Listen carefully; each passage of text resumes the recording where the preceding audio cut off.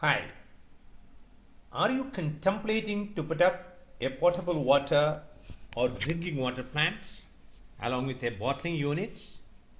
Then you probably need to know these 5 building blocks for the planning in a much better way.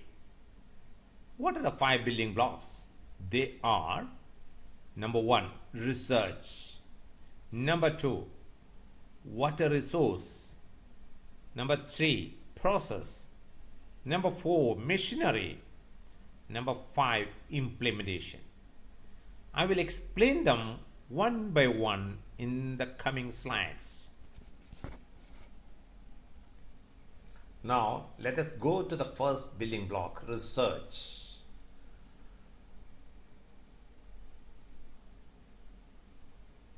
Before you go for implementation of a potable water plant or drinking water plants and bottling units, you have to do certain research.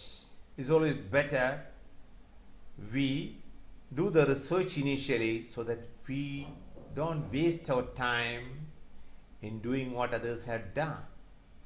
So research is very, very important. It saves not only money, it saves your time, and it further gives you an edge on completing the project in time.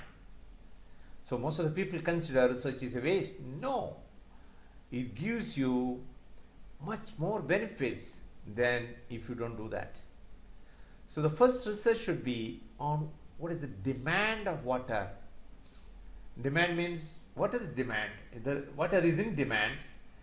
There is no question about it. But at the same time, what is the demand like? Is it 200 ml there is much demand? Is 500 ml more demand? Is there is 1.5 liter more demand? So, and what exactly is the total quantity taken by the city where you are going to market the products, and how the present demand is met, and what is the projected demand? All those things we can find out by researching. Now, coming to the second point in research, it is the competition. That is also very important for our projects. The competition with regard to the players. There may be already existing sources how the people are getting water, and the strong players may be having edges on packages, on the prices, on the offers, on the way do the work. So we can find out by researching what exactly is the competition doing, so our marketing efforts can make things better. So this is what I mean by competition. Then the third one is quality. Quality of water you want to make. There are different varieties of potable water. One water may be rich in minerals. The other may be rich in, say, pH. For example, most of the water, pure water, is of 7 pH. Suppose if you want to go for an alkaline water that is more than 7 pH, that may have better market. And if you want to go for energized water with molecular change, well, that is another market which you can think of. So water is available in different varieties, and there are people looking for it. So research is important whenever you are thinking of putting up a plant, a potable water plant or a bottling unit. Now the second building block which I mentioned is the water resource. Most of the people, when they consider for a plant, they don't think about where from they will get water. Sometimes they think of buying the bottled water, or they give it to somebody else for bottling, and then they market it. But you are not sure about the quality, what you are going to get. Here, the raw material quality will greatly reflect on the end product. So as such, we have to analyze and find out what exactly is the water resource we are going to use. Is it well water? Is it municipality water? Is it natural spring water? Each has got its own qualities, its own benefits, merits and demerits. So we have to see, suppose you are going to use well water. In well water, one well may not be sufficient, even though we can find that the well is full of water and we have it all the time, but it may not be sufficient for our plant. So we have to see that there are different wells available before we start the plant. There is sufficient water available for the processing. Then sometimes you can go for municipality water too. If the municipality water is good enough, we can go for that. So depending upon the country, the municipality water quality varies to a great extent. But if only municipality water is available, that also can be processed. It has got several advantages as well as disadvantages.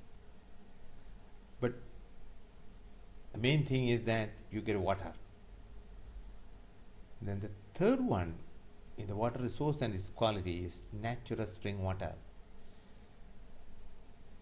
There are many bottling units which depends on natural spring water. They take the water from the natural resource, and the plant is also located somewhere close by, so they don't do any purification or any addition or any alteration. So they simply use the natural spring water because it may have several minerals associated with it in ionized form. That will be much better, much refreshing for health.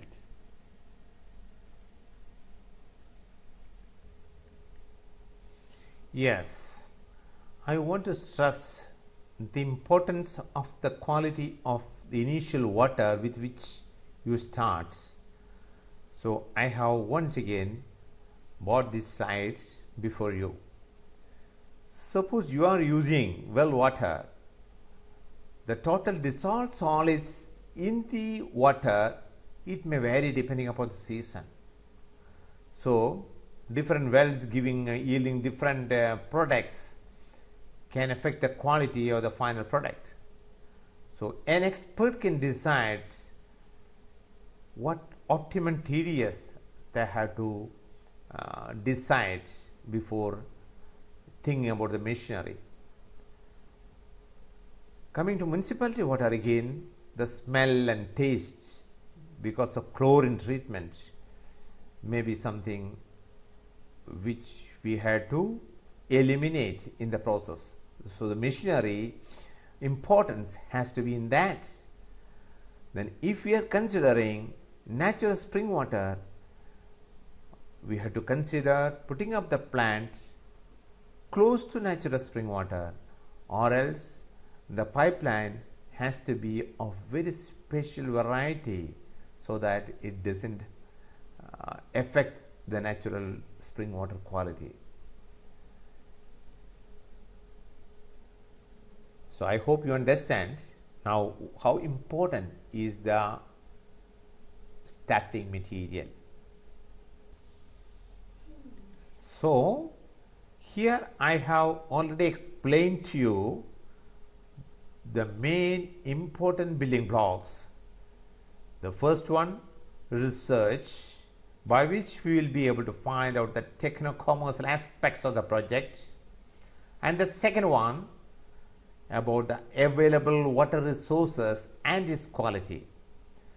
So I have finished the first stage of the 5 building blocks.